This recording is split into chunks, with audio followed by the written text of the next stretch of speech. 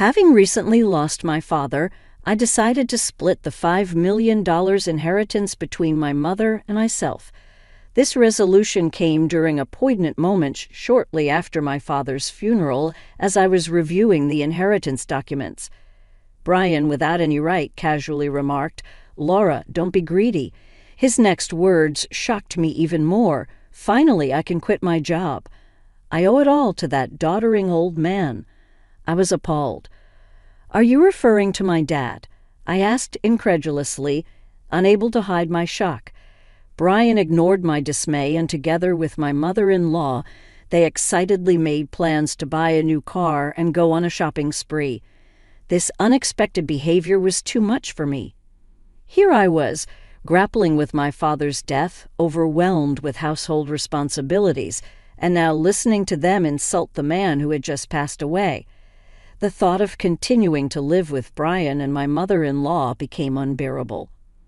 Trying to keep my composure, I managed a forced smile and said, "Sure, use the money as you and my mother-in-law please.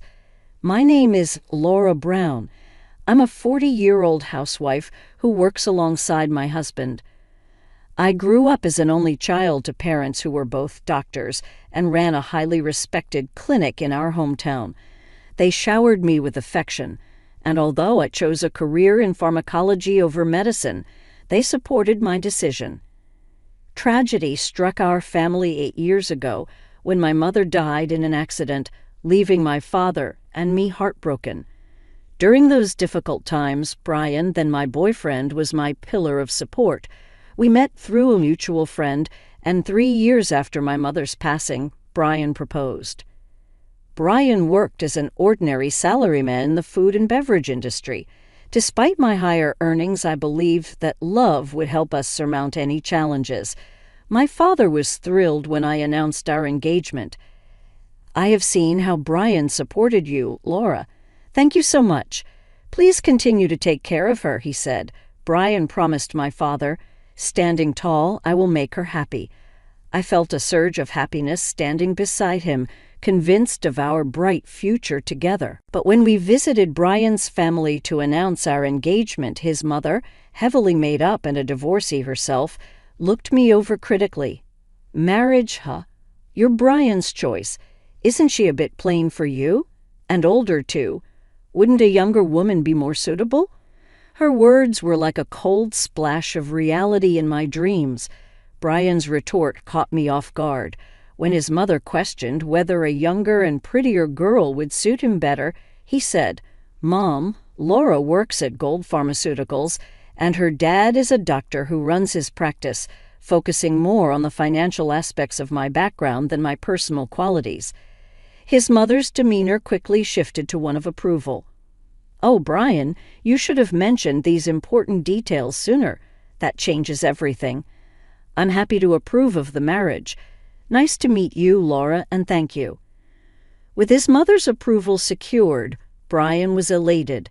Yet despite the smooth progress towards our marriage, I felt a lingering unease as we prepared to officially register our marriage. My father, who was not only a doctor but also a property developer, presented us with a generous wedding gift, an apartment in Philadelphia, USA. I shared the exciting news with Brian. "Dad has given us this apartment as a wedding gift. It's our new home. Let's live here happily and peacefully together." Brian's smile radiated happiness, marking the beginning of our married life. However, the reality of married life soon revealed unsettling truths. Brian, who had lived with his parents until our marriage, seemed almost entirely incapable of handling household chores. He couldn't cook, was clueless about operating the washing machine, and showed no interest in learning. His habits were messy. He left garbage scattered around and never bothered to clean up. While I was committed to sharing household responsibilities evenly, Brian's carelessness only increased my frustration. During our first year of marriage, I shouldered all the household duties. Although it was our honeymoon phase, the burden of managing both work and home life alone wore me down. By our second year, I reached my breaking point and decided it was time for a serious discussion about sharing household duties. I gathered my courage and expressed my dissatisfaction to Brian, hoping for some understanding or willingness to change. To my dismay, his response lacked both gratitude and reflection. "I'm tired from work, too," he said dismissively. "You're much better at chores than I am. It's better if you handle them since I'm not good at it," dismissed so casually. Brian continued to avoid helping with the chores, leaving me to manage our home almost single-handedly as our marriage progressed. I found myself increasingly bearing the burden of our household responsibilities, but that wasn't the only challenge I faced after marrying Brian. I also discovered that his mother had some demanding expectations. Brian never showed much interest in celebrating seasonal occasions, so I decided to send a thoughtful gift to his mother for Mother's Day. I chose a high-quality scarf and a bouquet of carnations, thinking she would appreciate the gesture. However, her response left me stunned. She called me, sounding displeased, and criticized the scarf for not being a luxury brand item. I attempted to explain the quality of the scarf, but she dismissed my explanation, insisting that she only wanted gifts from renowned luxury brands. Feeling bewildered, I relayed the incident to Brian when he returned home, hoping for some support. Instead, his response was dismissive. "It's just a scarf. Just do as she says," he said. From then on, to avoid conflict, we resorted to giving her cash as she demanded. Moreover, by our 6 years of marriage, Brian's mother began to visit our home frequently, often finding reasons to ask for money. Brian, without hesitation, would always oblige, handing over money with a smile. Despite my having a job, Brian's income was modest, and managing our finances became increasingly difficult. Driven by desperation, I began to dip into our savings and cut living expenses. Despite my frustrations, I reminded myself that Brian's mother had supported me during tough times, and as the mother of someone I cared about, I felt compelled to endure these challenges. Now, in our 7 years of marriage, I continue to manage all household chores and the demands for money from my mother-in-law. During this routine, my father, whom I hadn't seen in some time, called me unexpectedly. The news he shared during our rare meeting was heart-wrenching. He revealed that he was suffering from terminal cancer and that treatment was no longer an option. Overwhelmed with shock, tears spilled from my eyes. My father gently stroked my head, comforting me as he did when I was a child, and softly said, "Laura, this is fate. Let's accept it quietly." Faced with this devastating news, my days became a relentless juggling act of work, household duties, and visits to my father's hospital. While my job provided some flexibility, managing the household remained a challenge. When I informed Brian that I would be caring for my father during this difficult time, he showed no reaction or willingness to help, leaving me to navigate these hardships largely on my own. "Please do your best," was all he could muster, and he visited my father in the hospital just once. With my attention fully on my father's care, I had little energy left for Brian. If I had any time to spare, it was only natural that I wanted to dedicate it to my father. One day, as my father lay weak in his hospital bed, he asked me out of the blue, "Laura, how is your marriage with Brian going?" His question caught me off guard. Reflecting on Brian's indifferent attitude at home and his mother's demanding behavior, I found myself at a loss for words. My hesitation must have spoken volumes, because my father gently told me, "Laura, you don't have to endure all this. Think about your happiness. Don't worry, you won't face any hardships after I'm gone." His words brought tears to my eyes, and I wept as he held my hand firmly and silently. 4 months later, the inevitable happened. My father passed away quietly amidst immense sorrow. I began arranging his funeral. Brian, however, seemed detached from my grief and offered no help with the preparations. Despite this, I was too occupied with the funeral details to focus much on Brian. Many friends and acquaintances came to pay their respects, making it a deeply moving farewell. Even the usually indifferent Brian and his mother attended. The day after the funeral, I received a call from a lawyer regarding my father's inheritance. I arranged a meeting to discuss the details, and what I learned was both surprising and overwhelming.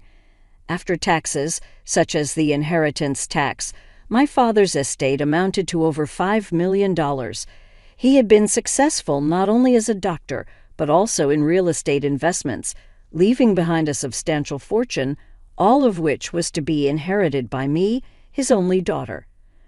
Filled with surprise and gratitude, yet trembling at the thought of managing such a significant sum, I proceeded with the inheritance process. After returning home, I spread out the documents I had received from the lawyer on my desk, reading through them. Exhaustion finally took over, and I dozed off on the sofa. When I awoke, I could hear the cheerful voices of Brian and his mother in the distance, discussing something that sounded far too jovial given the recent events. Their laughter and conversation seemed disconnected from the gravity of our recent loss, leaving me feeling even more isolated in my grief and responsibilities. As I awoke from my doze, I was surprised to see Brian approaching me with a beaming smile. "Yes, Laura, well done," he exclaimed, confused by his sudden excitement. I noticed the inheritance papers in his hand, the ones I had received from the lawyer. "Wait, don't just read those without asking," I said, shocked and angry that Brian had gone through the documents without permission. However, my mother-in-law, unfazed by my distress, happily chimed in. "Wow, an inheritance of $5 million. Isn't that amazing? Now we can live comfortably for the rest of our lives." I was stunned and couldn't understand why she was so exuberantly laying claim to the inheritance. Brian then turned serious and declared, "About this $5 million, I've decided it will be split between me and my mom." His words felt like a blow, especially since it was right after my father's funeral. Brian had looked through the inheritance documents without my permission and boldly stated, "Laura, don't be too greedy. Oh, now I can finally quit my job. I have to thank that doddering old man," Brian continued. "Are you talking about my dad?" I blurted out, my voice tinged with disbelief and hurt. "Well, anyway, let's proceed with the inheritance process and get the money into our joint account as soon as possible," Brian continued, ignoring my shock over his blunt and disrespectful remarks. As Brian and my mother-in-law excitedly discussed plans to buy a new car and go shopping, my emotions reached a boiling point. I was burdened with household chores and constantly asked for money, and now they had insulted my deceased father. Holding back my anger, I replied with a forced smile, "Sure, use the money however you and my mother-in-law please." Hearing this, my mother-in-law, seemingly satisfied, said cheerfully, "That's the spirit, Laura, quick to agree. Now make sure you work hard and earn money. I don't want our savings to decrease, so work hard." I just nodded, pretending to listen to her selfish words. Afterward, Brian and my mother-in-law began living extravagantly as if they had suddenly become millionaires. Brian quickly quit his job, and my mother-in-law practically moved in with us, staying at our house constantly. They would leave in the morning and return laden with luxury brand items from their lavish spending spree. They even started critiquing high-end restaurants. "The 3-star restaurant we went to today wasn't as great as I expected," they would say, discussing their outings as if they were seasoned celebrities, detached from the reality of our situation, while I was left to manage all the household duties as if I were a live-in maid. Brian seemed under the impression that my father's inheritance would be readily available. He began withdrawing money carelessly from our joint account, and my savings of $140,000 rapidly dwindled. When I confronted them about their excessive spending, Brian just laughed it off. "What are you worried about? Isn't $5 million coming soon? This kind of spending is no big deal," he said, completely ignoring my concerns. Then a month later, Brian and my mother-in-law abruptly left for a vacation to Hawaii. I wasn't invited and found myself alone at home. After waving them goodbye, I decided it was time to take a firm stand. About a week later, while I was enjoying a quiet day at home, I was startled by a loud knock on the door. Peering through the intercom monitor, I saw Brian and my mother-in-law standing there, dressed in Hawaiian shirts, looking puzzled. "What do you want?" I asked calmly yet coldly, angered by my demeanor. Brian retorted, "What are you talking about? Why won't the door open?" Confidently, I replied through the intercom, "Well, I changed the locks on the door, so of course it won't open. Why don't we talk this over calmly at the nearby cafe? Please go ahead. I'll join you shortly," I suggested. After a moment of shouting and frustration, they realized their efforts were futile and headed to the cafe. Once I was sure they had left, I followed them. Upon arriving, I found Brian and his mother already there, waiting in a state of fury. "What's this about? Did you change the locks? Hand over the new keys right now," Brian demanded. "There's no need for me to give you the new keys. You both need to leave that house," I told them calmly, facing a visibly angry Brian. I pulled out a piece of paper from my bag. It was a divorce petition I had already filled out. "Divorce? You're serious about divorcing me?" Brian was stunned. His mother, equally shocked and bewildered, chimed in, "Laura, why has it come to this?" Their reactions mirrored their disbelief, but I remained resolute, ready to reclaim my life and my independence from their unrelenting selfishness and disrespect. I spoke to Brian and his mother, who were now visibly panicking and flustered with the way you've been spending every day. "Are you sure your finances are okay?" "What money?" "Of course it's fine," Brian retorted vehemently, almost spitting as he spoke. "Your father's inheritance is coming, right? There should still be over $90,000 in our joint account. Look, I'll show you right now." Saying this, Brian pulled out his smartphone and quickly opened the banking app to check the account.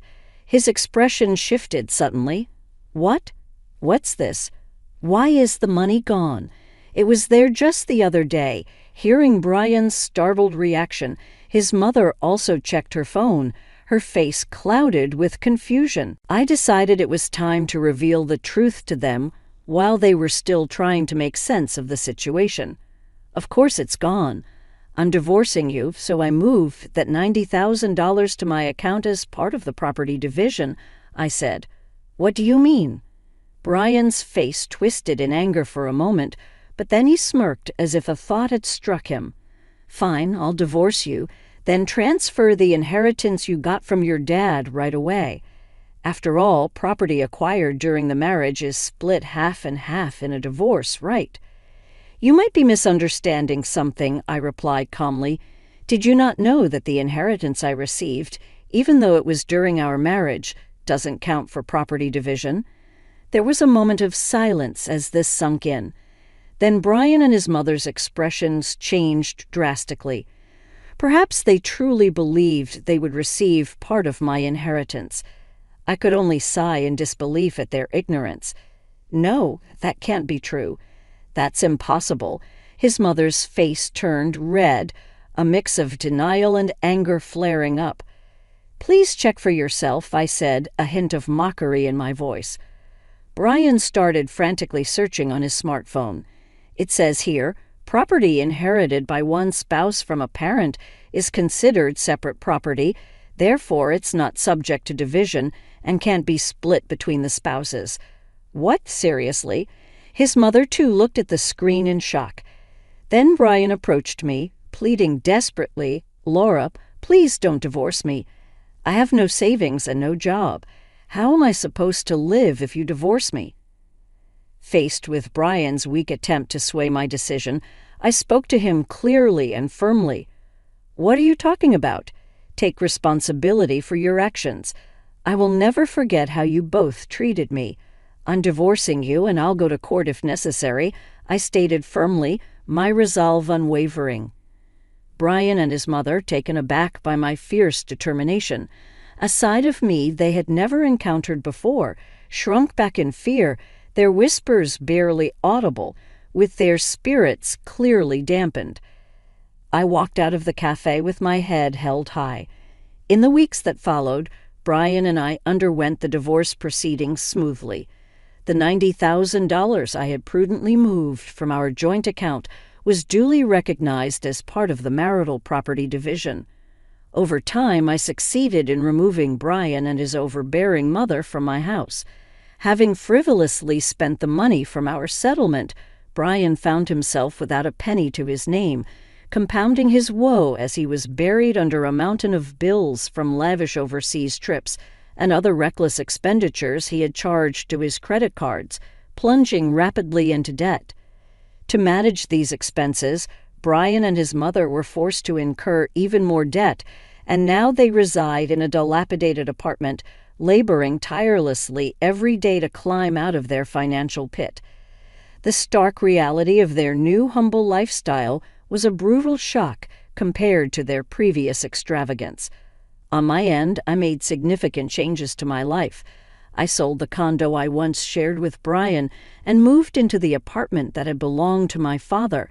I continued with my job, and thanks to the inheritance I received from my father, I now enjoy a comfortable financial situation. I live with a deep sense of gratitude for my late father, whose legacy has given me a new lease on life. With this fresh start, I am committed to cherishing my life and looking forward to a future filled with peace. I am determined to protect my happiness and spend my days living tranquil, savoring the stability and serenity I have worked so hard to secure. My focus now is on enjoying the simple pleasures of life, secure in the knowledge that I have overcome significant challenges and emerged stronger.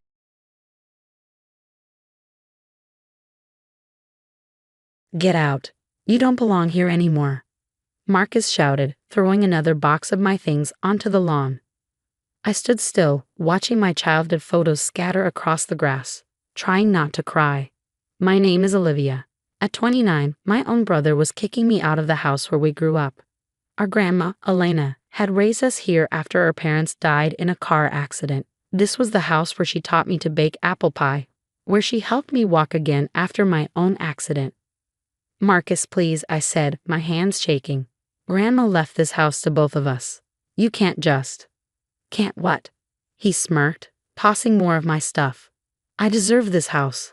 I have a future. You just paint and teach kids. What a waste. I watched as he went back inside, probably to find more things to throw out.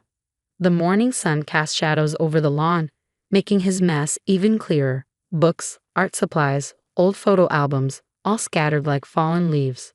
Just 3 weeks ago, we stood in the same yard for Grandma's funeral. Marcus had acted like he cared, telling everyone he would honor her memory. But now, he was trying to take everything for himself.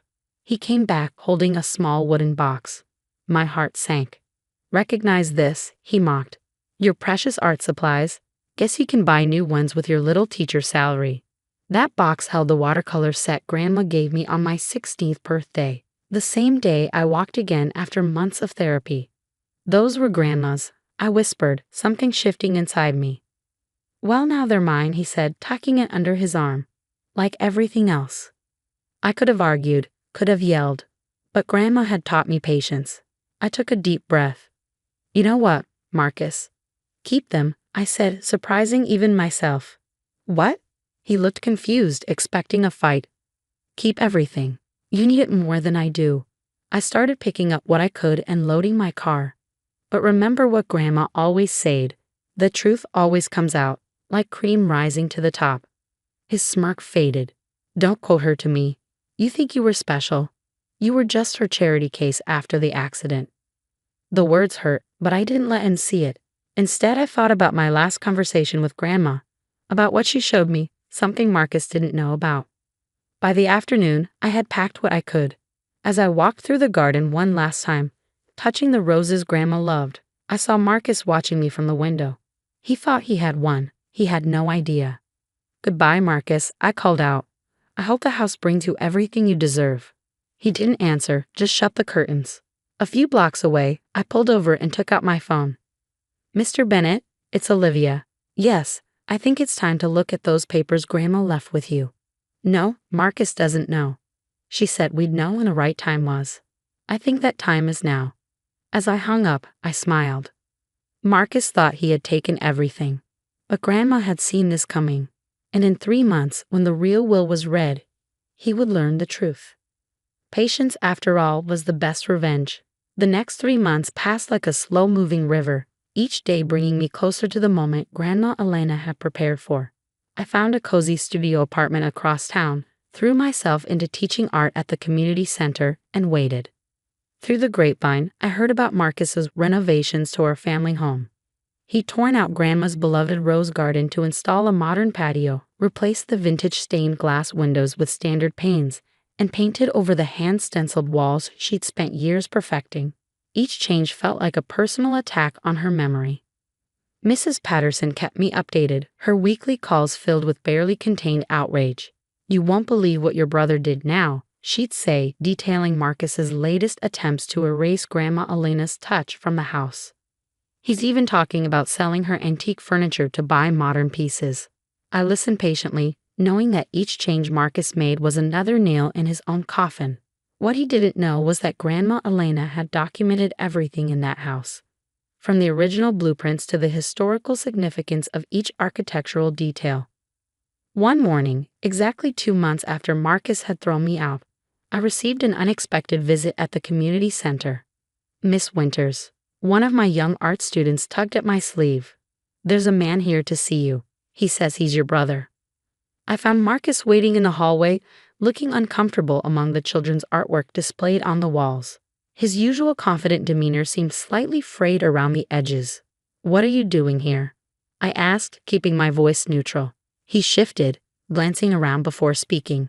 I need Grandma's recipe box. The one with her apple pie recipe. Some historical society is doing a feature on the house, and they want to include traditional family recipes. I almost laughed at the irony. The recipe box you threw out with my things? I didn't. He paused, realization dawning. It was in your stuff, along with many other things you didn't bother to check before tossing onto the lawn. I turned back to my classroom. Good luck with your interview. Olivia, wait, he called after me. Maybe we can work something out. I mean, you're still family, right? I stopped but didn't turn around. Now I'm family? What happened to being a charity case? His silence spoke volumes. I continued walking, leaving him standing there among the finger paintings and crayon drawings. He had no idea that the Historical Society's interest wasn't a coincidence. It was part of Grandma Elena's plan, set in motion by Mr. Bennett months ago. 2 weeks later, I received another call from Mrs. Patterson. Your brother had some visitors today, she said, barely containing her glee. Official-looking people with clipboards. They spent hours taking pictures and making notes. Marcus didn't look too happy when they left. I knew exactly who they were. The Historical Preservation Society had finally begun their assessment of the house. Another piece of Grandma Elena's puzzle falling into place. The following days brought a flurry of activity. Marcus started receiving letters about the house's historical status, about violations of preservation codes, about the necessity of restoring certain features he'd removed. Each morning seemed to bring a new official to his door. He tried calling me several times, but I let the calls go to voicemail.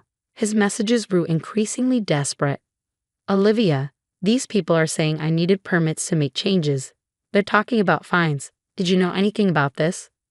I deleted each message without responding. Grandma Elena had always said timing was everything, and now wasn't the time to reveal my hand. A week before the real will reading, I visited Mr. Bennett's office to review the documents one final time. As we sat in his wood-paneled office, he spread out the papers Grandma Elena had left in his care. Your grandmother was a remarkable woman, he said, adjusting his glasses. She knew exactly how this would play out. The Historical Society registration, the preservation requirements, even Marcus's likely reactions, she predicted it all. I nodded, remembering that last afternoon in Grandma's study. She'd shown me the true will, explained her plans, and made me promise to wait for the right moment. Marcus needs to learn a lesson, she'd said, her eyes sharp despite her illness. About family, about heritage, about what really matters. Are all the pieces in place? I asked Mr. Bennet. He smiled, patting the folder in front of him. Everything's ready. The Historical Society's report is complete. The preservation orders are filed, and the property's heritage status is officially registered. Your brother's recent changes have only strengthened our position. As I left his office, I felt a mix of emotions. This wasn't about revenge. Grandma Elena had been clear about that. This was about justice, about preserving what mattered, and about teaching Marcus the lesson he'd needed to learn since we were children. That evening, as I sorted through the few photographs I'd managed to save, I found one of all of us in the garden. Grandma Elena, Marcus, and me, taken just after my recovery. We were all smiling, surrounded by her roses, the stained glass windows catching the sunset behind us. Soon, Marcus would understand exactly what he'd thrown away, and more importantly, what Grandma Elena had tried to protect. The real will reading was scheduled for tomorrow morning. In less than 24 hours, Marcus would learn that sometimes what you think you deserve isn't what you get, and what you cast aside might be worth more than you ever imagined. The morning of the will reading dawned bright and clear. I arrived at Mr. Bennet's office early, watching through the window as Marcus pulled up in his luxury car, looking considerably less confident than the last time I'd seen him. "Olivia?" He stopped short when he saw me in the waiting room. "What are you doing here?" Before I could answer, Mr. Bennet opened his office door. "Please come in, both of you. We have some important matters to discuss." Marcus sat as far from me as possible, his jaw tense. "I don't understand. We already had the will reading 3 months ago." "That was the preliminary will," Mr. Bennet explained, pulling out a thick folder. "Your grandmother left explicit instructions about when the full will should be revealed." I watched as Mr. Bennet laid out the documents one by one. The house's historical registration papers, the preservation orders, and finally, Grandma Elena's true will. "What is all this?" Marcus demanded, his face paling as he scanned the papers. "Your grandmother registered the house as a historical landmark 6 months before her passing," Mr. Bennet explained. "All modifications must be approved by the Historical Preservation Society. The recent unauthorized changes you've made have resulted in significant fines." Marcus slumped in his chair. But I own the house now. I can do what I want with it." "Actually," Mr. Bennet continued, "according to your grandmother's full will, the house belongs to both you and Olivia, with conditions." He pulled out a letter written in Grandma Elena's familiar handwriting and began to read. "My dearest grandchildren, if this letter is being read, then my fears about how you would handle your inheritance have been confirmed. This house isn't just a property. It's our family's heart and history. Olivia understood this. Marcus, I hoped you would too. The house must be restored to its original condition, including the rose garden, stained glass windows, and all architectural details. Until this is done, neither of you can sell or modify the property further. More importantly, you must live there together for 1 year, sharing the space as I taught you to when you were children. If either of you refuses these terms, the house will be donated to the Historical Society and transformed into a public museum. Remember what I always told you, family isn't about what we own, it's about how we care for each other. Love, Grandma Elena." The silence that followed was deafening. Marcus stared at the letter, then at me, realization dawning on his face. "You knew about this," he said quietly. "That's why you left so calmly." I nodded. "Grandma showed me the real will before she passed. She knew you might try to claim everything for yourself, but she also believed you could learn from it." "The renovation costs," Marcus whispered, looking shell-shocked, "will be covered by Grandma's secret restoration fund." Mr. Bennet interjected, "But only if you both agree to her terms." Marcus turned to me, and for the first time in years, I saw my brother instead of a competitor. "I've really messed up, haven't I?" "Yes," I said softly, "but it's not too late to fix it." Over the next few weeks, we began the process of restoring Grandma Elena's house. Marcus hired craftsmen to recreate the stained glass windows, and I helped replant the rose garden using cuttings Mrs. Patterson had preserved. Slowly, the house began to feel like home again. Working together, we discovered papers and photos we'd never seen, each one revealing more about our grandmother's life and wisdom. One evening, as we sat on the porch watching the sunset through the newly restored windows, Marcus spoke. "I'm sorry, Olivia. I forgot what this place really meant, what family really means. I handed him a slice of apple pie, made from Grandma's recipe that Mrs. Patterson had thankfully saved a copy of. Grandma used to say that sometimes we need to lose something to understand its true value. He smiled, taking a bite. She also used to say that the best revenge is letting people realize their own mistakes. This isn't about revenge, I replied, watching the last rays of sun paint the rose garden in golden light. It's about remembering who we are and where we came from. As we sat there, sharing pie and memories, I could almost feel Grandma Elena's presence in the gentle evening breeze. She'd known all along that the house wasn't just a building. It was a bridge between past and future, between siblings who'd lost their way and needed to find it again. Sometimes the best endings aren't about winning or losing. They're about rediscovering what matters most.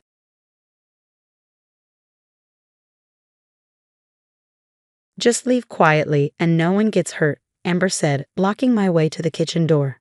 She tapped her nails on the counter, my counter, while wearing my husband's favorite perfume. I took a sip of coffee, hiding the fact that my hands were shaking. Are you threatening me in my own house, Amber? Don't be dramatic, Olivia. David and I love each other. He's been unhappy with you for years. Why make this messy?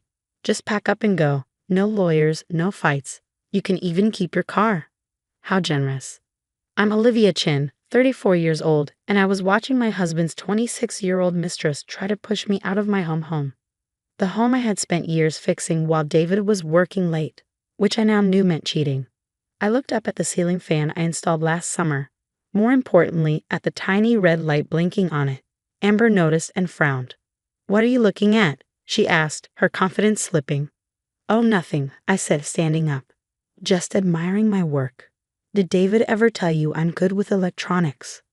Before she could reply, I heard the front door open. David's voice rang out. Amber, is she giving you trouble? He walked in, still wearing his wedding ring. Perfect timing, I said, smiling and pulling out my phone. We were just talking about home improvements. David's eyes narrowed. He knew that smile. I had the same one when I caught him texting Amber at 2 a.m. What are you up to, Olivia? Just watching some videos. I turned my phone around, showing them live footage from the ceiling fan camera. Their faces went pale. You recorded us? Amber shrieked. That's illegal. In my own house? After you sent me threats? I swiped to show her email where she explained how they planned to kick me out. My lawyer says otherwise. David stepped forward, trying to act calm. Let's be reasonable. Oh, I have everything, I interrupted. Every plan, every secret, every lie. Did you really think I wouldn't protect myself? The blinking light on the fan seemed to mock them. They had no idea it was just the beginning. Delete it, David demanded. Or what? I asked. You'll take everything from me?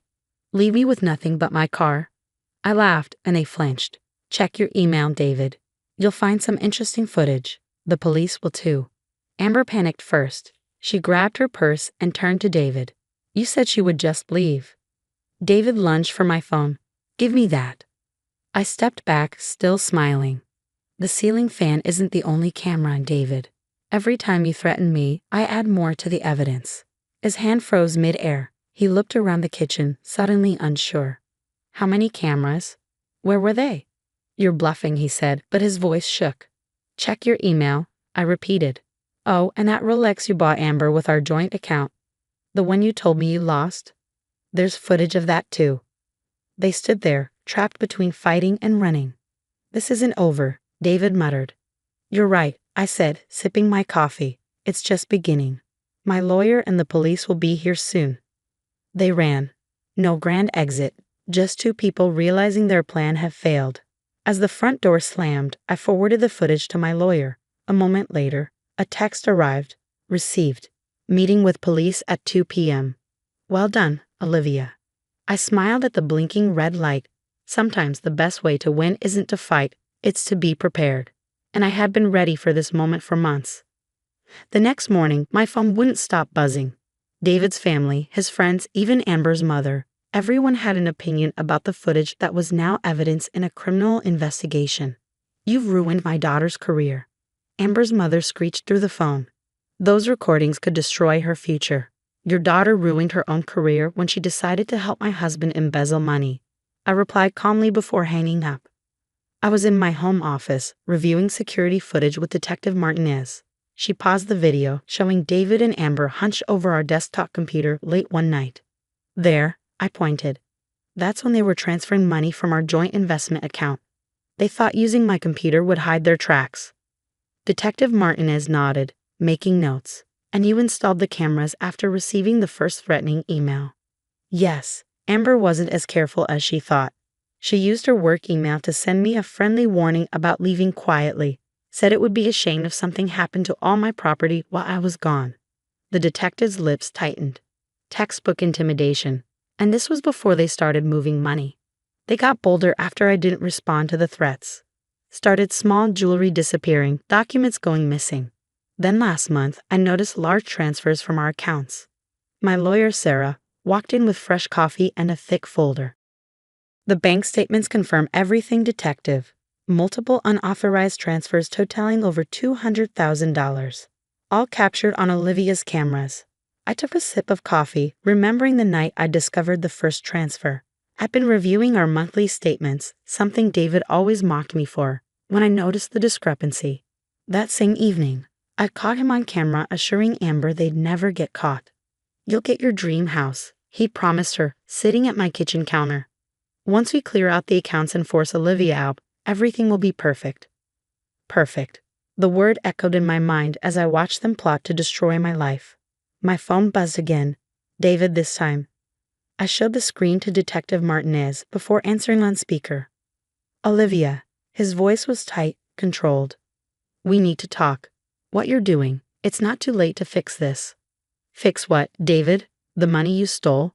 The threats? The conspiracy charges? Don't be dramatic. I was going to pay it back.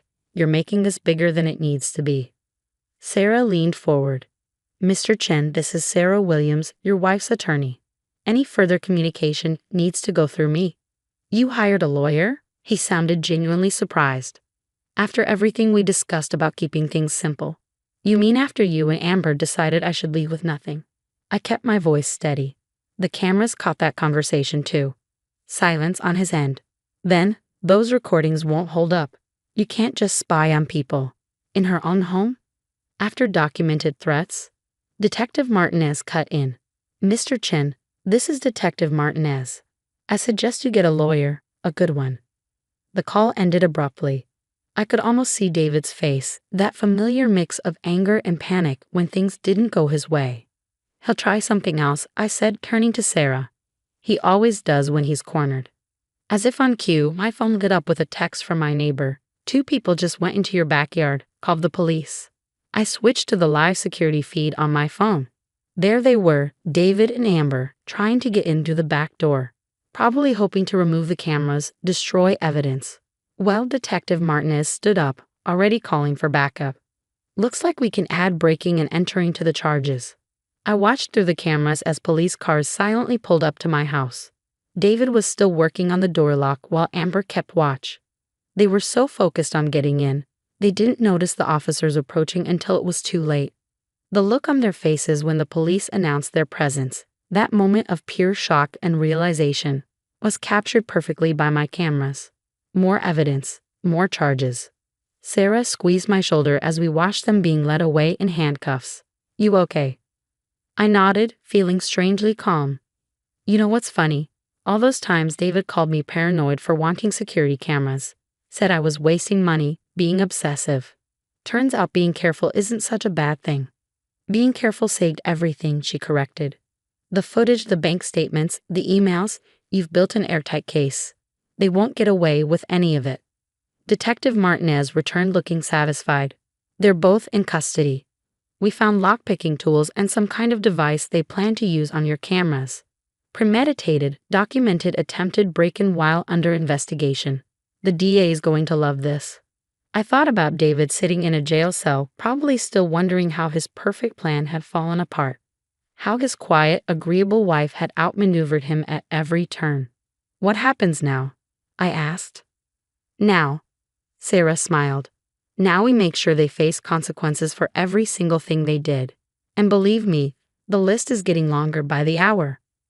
I looked around my office, my home, everything they tried to take from me. The cameras were still recording, silent witnesses to the end of David's schemes. My phone buzzed one last time. A text from Amber. "I'm sorry, I'll tell them everything."